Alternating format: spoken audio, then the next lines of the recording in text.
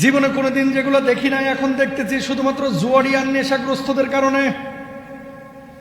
Honda নিয়ে যাচ্ছে, ইট মেরে বাইকারকে ফেলে দিয়ে বাইক ছিনতাই করতেছে। জীবনে এগুলো কল্পনা করছেন?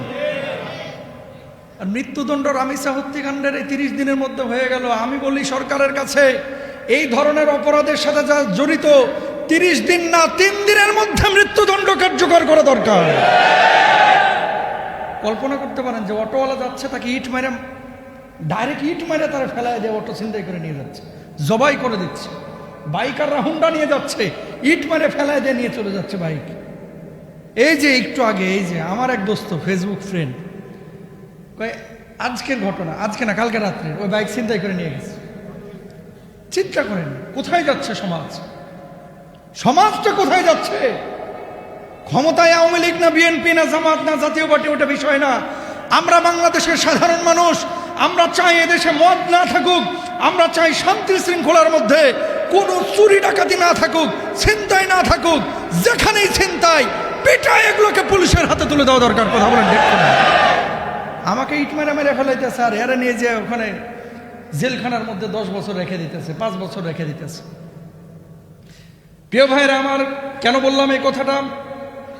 এই জামানার জন্য, এই দুনিয়ার জন্য মদ জুয়া হচ্ছে অভিশাপ। কি?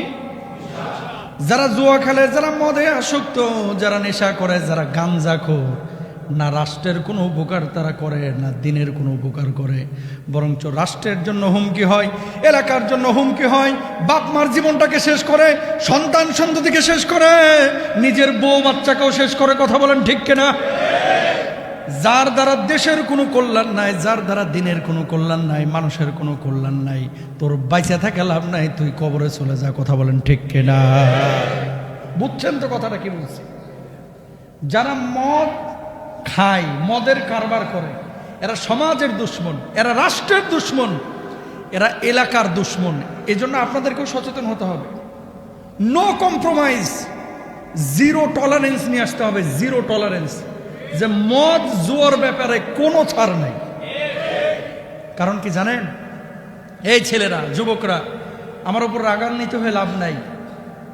কারণ একজন খতিবের দায়িত্ব এই সমস্ত আওয়াজগুলো এই আমানতের মেম্বার থেকে উচ্চারণ করা,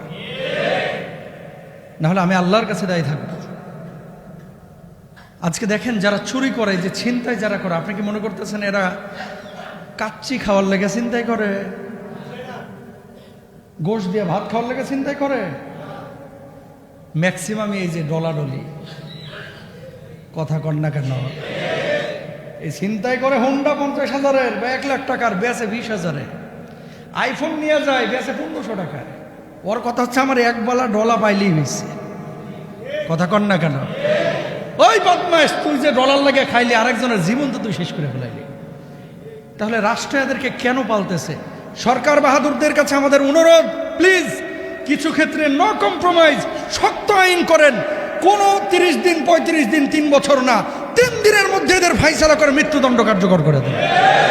এবং সেটা চাই আমরা প্রকাশ্যে, সরকারের কাছে অনুরোধ। কারণ রাষ্ট্র তখনই সুশৃঙ্খল হবে। সাধারণ মানুষ কিন্তু 3 বেলা গোশ ভাত চায় না। সাধারণ মানুষ চায় নিরাপত্তা।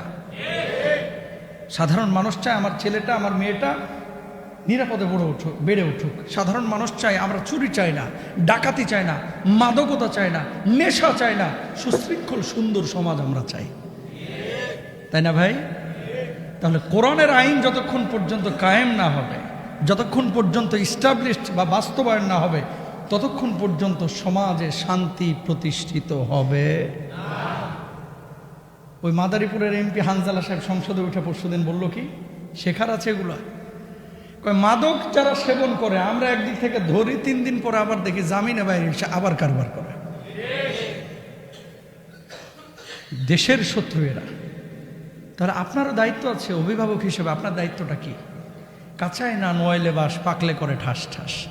এই যে ছোট বাচ্চাটা দেখছেন, এই বাচ্চাটাকে ছোট থেকে আপনার কিন্তু ওইভাবে বড় করতে হবে। অনেক বাবারা আছে, মায়েরা আছে, বাইরে এত ব্যস্ত, আমার ছেলেটা কার সাথে মিশছে, কোথায় যাচ্ছে, কি খেলছে, কার সাথে উঠা বসা করছে, এগুলো মোটেও কেয়ার করি না। যখন নষ্ট হয়ে যায়, তখন 1 বোতল মাম পানি নিয়ে এসে হুজুরে কয়, হুজুর পানি পরা দেন। কথা কন না কেন? নষ্ট যাহার হয়ে গেছে, 18 বছর আপনি খবর নিলেন না, হুজুরের এক ফুতেই যদি কাজ হয়ে যেত তাহলে তো ফু মেরে হুজুর ক্ষমতায় আসতো।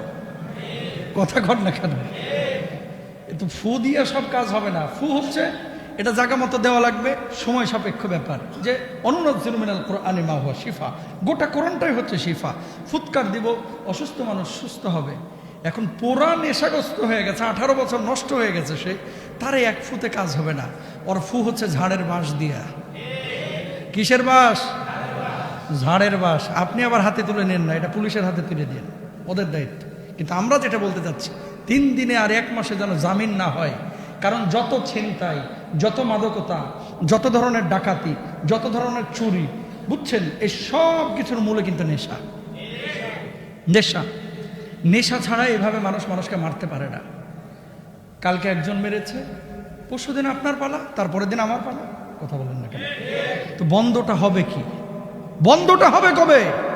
আপনার সামনে যখন আপনার বাচ্চাকে এইভাবে মারবে, তখন কিন্তু আপনি বুঝবেন যে কি জ্বালাটা আপনার। এজন্য আমরা চুরি ডাকাতি নেশা বাংলাদেশে আর দেখতে চাই না। আল্লাহ কবুল করুক, বলো না আমিন। শক্ত আইন চাই, মৃত্যুদণ্ডের আইন চাই। আমরা চাই এই বাংলার জমিনে, আল্লাহর জমিনে অন্তত কোরআনের আইন দিয়ে আল্লাহ রাব্বুল আলামিন এই সমস্ত জালেমদের, যারা চুরি করে, ডাকাতি করে, মাদকের কারবার করে, আল্লাহ যেন এদের বিচারের ব্যবস্থা করে দেন। সবাই বলে না আমিন।